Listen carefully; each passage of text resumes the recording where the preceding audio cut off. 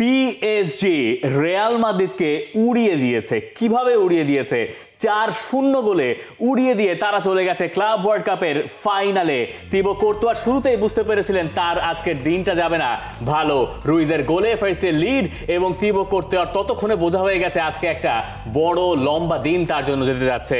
24 মিনিটের ভেতরে ব্যবধান 3-0 হলো। উসমান দেমবেলে গোল করলেন, এরপরে গিয়ে রুইজ আরো একটা যোগ করলেন।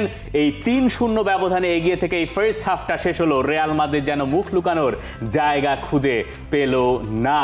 সেকেন্ড হাফে গিয়ে আমরা রিয়াল মাদ্রিদকে ক্ষণিকের জন্য খুঁজে পেয়েছিলাম, কিন্তু সেটা খুঁজে না পাওয়ার মতোই কিলিয়ান এমবাপেরা হতাশ হয়েছেন, ভিনিসিয়াসরা হতাশ করেছেন এবং শেষে গিয়ে গনসালো রামোস, যিনি বদলি হিসেবে নেমেছিলেন, তিনিও গোল করে উৎসর্গ করেছেন তার গোলটা সেই দিয়েগো জোতাকে। আর রিয়াল মাদ্রিদ হেরেছে বড় ব্যবধানে। পিএসজির এই দুর্দান্ত জয় আমাদেরকে আরো একবার নতুন করে জানিয়েছে ইউরোপিয়ান চ্যাম্পিয়নরা আসলে কতখানি শক্তিশালী। 15 বারের ইউরোপের টাইটেল হোল্ডার যাদের কাছে ছিল তারাই আসলে উড়ে গেল পিএসজির কাছে, যাদের কাছে আছে বর্তমান ইউরোপের টাইটেলটা। এই ম্যাচটা পুরোপুরি একপেশে হয়েছে। এতটা যে একপেশে হবে এটা হয়তো কেউ ভাবে নাই।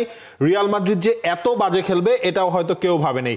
মানে কমপ্লিটলি আপনার হচ্ছে আউট হয়ে গেছে পিএসজির কাছে। আপনি ম্যাচের ওই প্রথম গোলটার আগে ওই দুইটা অ্যাটাক চিন্তা করেন, থিবো কোর্তোয়া যেই দুইটা আসলে বাঁচালেন ম্যাচের শুরু থেকেই না। রিয়াল মাদ্রিদ হচ্ছে কি আপনার মেইন যে ডিফারেন্সটা ক্রিয়েট হয়েছে এই ম্যাচের মধ্যে সেটা হচ্ছে কালেকটিভ প্রেসিং এ। যে পিএসজি যেটা খুব ভালোভাবে করেছে, দেখে মনে হচ্ছিল আপনার ফিফা গেম খেলছি। আপনি স্পেশালি ওই থার্ড গোলটা চিন্তা করেন, দোনারুমা থেকে ওই গোল দেয়া পর্যন্ত নো টাচ, সেখানে রিয়াল মাদ্রিদের কোনো ফুটবলারের টাচ ছিল না। 30 সেকেন্ডসের মধ্যে পিএসজি সেই গোলটা দিয়েছে। ওয়ান টাচ ফুটবল কি দারুণ হয় সেটাই দেখিয়েছে পিএসজি গতকালকের এই ম্যাচটার মধ্যে। পিএসজির প্রেসিং, পিএসজির স্পিড, এই দুটোকেও আপনার প্রশংসা করতে হবে। পিএসজির ফার্স্ট গোলটা, সেই গোলটা যখন পিএসজি পেল তার জন্য তাদেরকে খুব একটা অপেক্ষা করতে হলোই না এবং তিবো কোর্তোয়া বুঝে গিয়েছিলেন যে এই ম্যাচে তার দল শুধুমাত্র টিকে থাকতে পারে যদি তিনি ওই দুর্দান্ত সেভগুলো কন্টিনিউ করতে পারেন। কিন্তু কতক্ষণ ধরে তিনি করবেন? রাউল আসেন্সিও একটা ভুল করলেন এবং সেখান থেকে গিয়ে রুইজ গোল করলেন। ওটা না হলে পরে হয়তো পেনাল্টি হতো। দেমবেলে যে প্রেসিং এর মাধ্যমে পেনাল্টিটা অর্জন করছিলেন এবং এরপরে গিয়ে আপনি যে সেকেন্ড গোলটার কথা বলছেন, মানে রিয়াল মাদ্রিদ হতাশ হবে না কেন? সেকেন্ড গোলটায় আন্তোনিও রুডিগারকে প্রেস করলেন উসমান দেমবেলে এবং দেমবেলের ওই প্রেসিং এ একেবারে নড়বড়ে হয়ে গেল রিয়াল মাদ্রিদ। ওই ফার্স্ট গোলটার সিনটাও চিন্তা করেন, সেখানেও কিন্তু হচ্ছে দেমবেলের প্রেসিং ছিল। এক্স্যাক্টলি ওটাই বলছিলাম, সেটাই রাউল অ্যাসেন্সিওকে বলটা লুজ করালো। দেমবেলে এরপরের যে শট সেটা হচ্ছে আটকে, পরে হচ্ছে ফ্যাবিয়ান রুইজ যে গোলটা করলেন, ডাবল প্রেসিং। এবং তারপরে আপনি যখন 2-0 তখন মনে হলো যে ঠিক আছে 2-0 থেকে এখন ব্যবধান আসলে 4-0, 5-0, 6-0 হতে পারে। থার্ড গোলটার দিকে দেখেন, থার্ড গোলটা মনে হচ্ছে যে আপনি একদম এক্স্যাক্টলি বলেছেন যে ফিফা গেমে যেরকম হয়, প্লে স্টেশন যারা খেলেন তারা খুব ভালো জানবেন যে এইরকম গোল একটা তারা দিয়ে বসলো।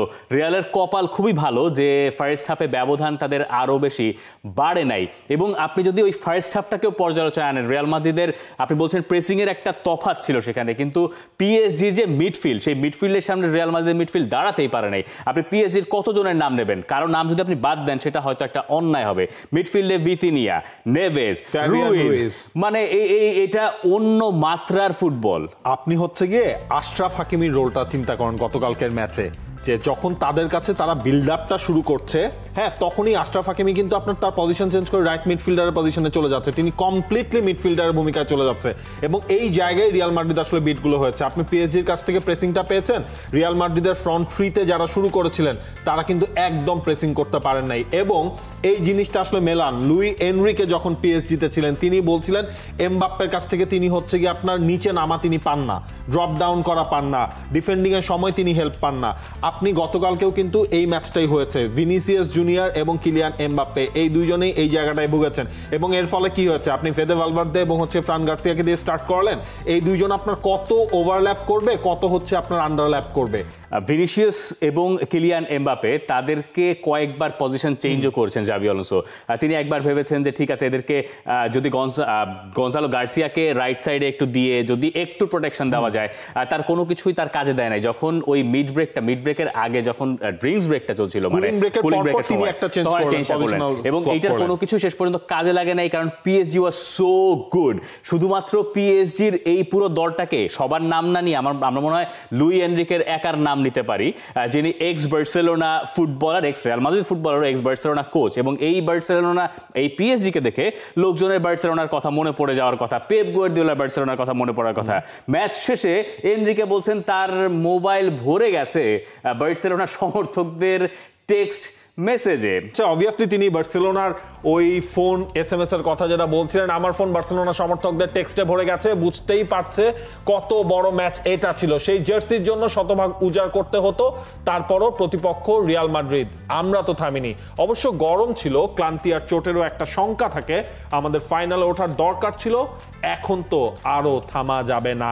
পিএসজি রানটা দেখেন এই ক্লাব ওয়ার্ল্ড কাপে, তারা কাকে কাকে হারালো, অ্যাটলেটিকো মাদ্রিদকে তারা হারালো, তারা হচ্ছে আপনার বায়ার্ন মিউনিককে হারালো, ইন্টার মায়ামিকে তারা হারালো, এরপর যে রিয়াল মাদ্রিদকেও হারালো। আপনি যদি হিসাব করেন 10-0 হচ্ছে গিয়ে স্কোর লাইন, এবং আপনার এগেনস্টে ডাগআউটে কারা কারা ছিলেন, লুই এনরিকে কেন স্পেশাল, দিয়েগো সিমিওনেকে হারিয়েছেন, হাভিয়ার মাস্টেরানোকে হারিয়েছেন, ভিনসেন্ট কোম্পানিকে হারিয়েছেন, এবার জাবি আলোনসোর দায় হলো। পিএসজির শেষ 5টা নকআউট ম্যাচের রেজাল্ট জানেন? 18-0, এবং সেটা কোথা থেকে শুরু হয়েছে? চ্যাম্পিয়ন্স লিগ না, তারও আগে থেকে, যখন তারা কুপ দে ফ্রান্সের ফাইনালে উঠলো, সেই ফাইনাল থেকে, এরপরে ইন্টার মিলান, এবং তারপরে ধীরে ধীরে আপনার হচ্ছে এইবারের ক্লাব ওয়ার্ল্ড কাপের 3টা ম্যাচ, এই সবগুলো মিলে তাদের ব্যবধান হচ্ছে 18-0। এইটাকে বলে হচ্ছে ডমিনেন্স। আর পিএসজির এই ডমিনেন্সের একটা চক্র পূরণ হয়েছে কিলিয়ান এমবাপের দলকে হারিয়ে। তিনি বারবার বলছিলেন না যে এমবাপে ছাড়াও তিনি যথেষ্ট শক্তিশালী, এবং যদি এমবাপে একা 40টা গোল করেন, তিনি রাদার 5 জন ফুটবলারের কাছ থেকে, 4 জন ফুটবলারের কাছ থেকে 12টা করে গোল চান, মানে ঘুরে ফিরে আর কি, যে গোলগুলো তিনি পেতে চান। ঠিক যা তিনি চেয়েছেন তাই তিনি পেয়েছেন, এবং এমন একটা সময় পিএসজি তার দাপটটা দেখাচ্ছে, যার আগের সিজনে কিলিয়ান এমবাপে ওপাশে চলে গেলেন। এবং এই দলটা যদি আগামী দিনের ফুটবলে বার্সেলোনার মতো ডমিনেন্স দেখাতে শুরু করে, যেটা তারা এরই মধ্যে দেখানো শুরু করেছে, ক্লাব ওয়ার্ল্ড কাপের ফাইনালে এখন তারা হিউজ ফেভারিট, তাদের পক্ষে এটা খুবই খুবই সম্ভব, কারণ তাদের প্লেয়াররাও তরুণ। আপনি ওই পাশের মেন্দেসের কথা বললেন, আগের ম্যাচে 5ও ছিল না, মানে রিয়াল মাদ্রিদের বিপক্ষে বেরালদো খেললেন, আপনি বোঝেনই নাই সেখানে কোনো চেঞ্জ হয়েছে। হাকিমি, মিডফিল্ড, ডেমবেলে, দুয়ের কথা ভুলে গেলে চলবে না, দুয়ের মুভগুলো দেখলে মনে হয় যে এত ইজিলি একটা প্লেয়ার এত সুন্দর করে কোনো চাপ না নিয়ে খেলাটা চালিয়ে যান, এত স্পেস তৈরি করেন।